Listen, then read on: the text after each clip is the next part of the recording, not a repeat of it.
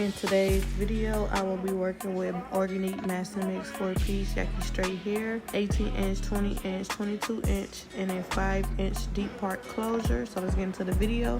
Right here, you just see me adding the glue to my track. So you gotta make sure you add a nice amount so the track won't slip.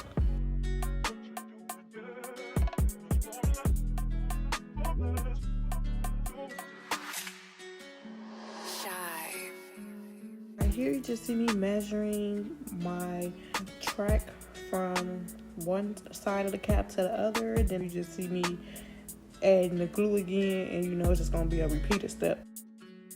Just keep on doing the same thing that I'm doing and you will get the same results.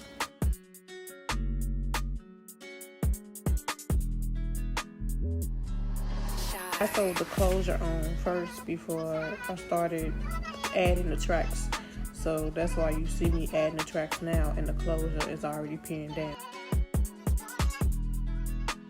As you can see, I have started to lay the track down, so now I'm just going to go around and around until I reach the end, and then I'm going to cut this piece right here. And then once I cut that piece, I'm just going to add that piece back onto the cap, just like that.